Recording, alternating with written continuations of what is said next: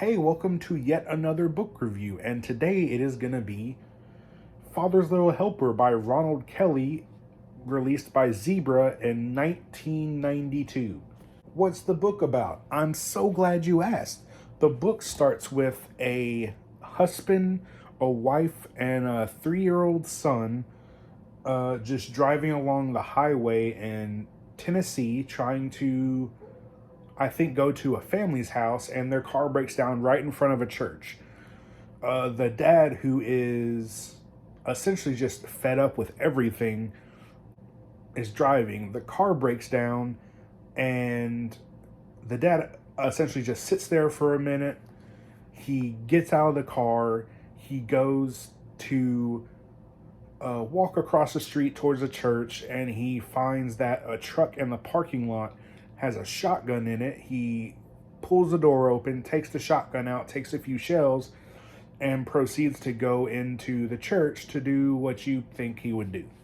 So, in the starting of the book, after said events, it time jumps to roughly about 15 years later, and again, at the start of almost every chapter, at least the start of the book to about halfway, the book is entering characters and going back to the infamous church shooting that happened. So there are people that recount this. They a lot through dreams, I realized.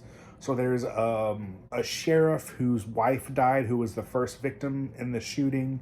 And then after that, there's a man who is dealing with the guilt of all these people dying because it was his shotgun that the person found, while other characters are dealing with trauma from said event.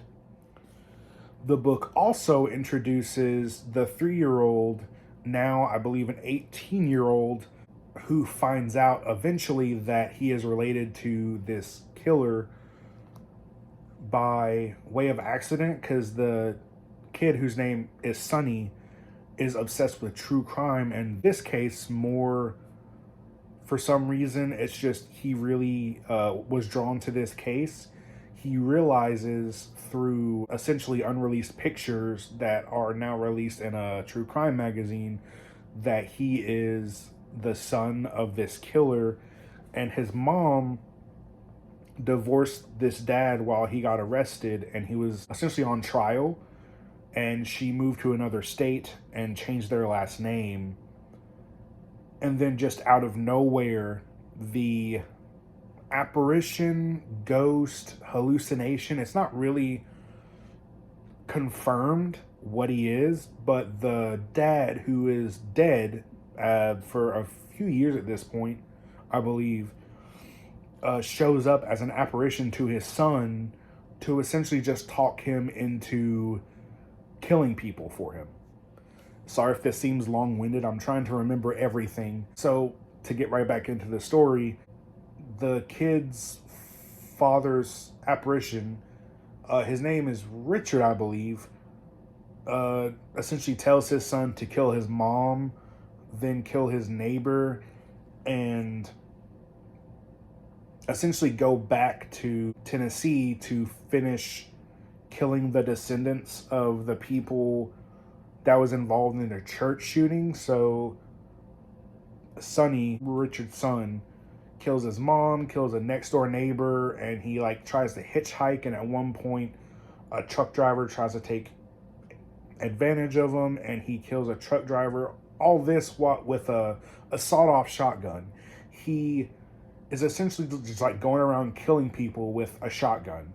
And some of the scenes in this are pretty graphic, at least in my opinion. There's this one part where he is hitchhiking and is picked up by these two college girls, and they are just driving with him in the back seat, and then he just pulls out his shotgun.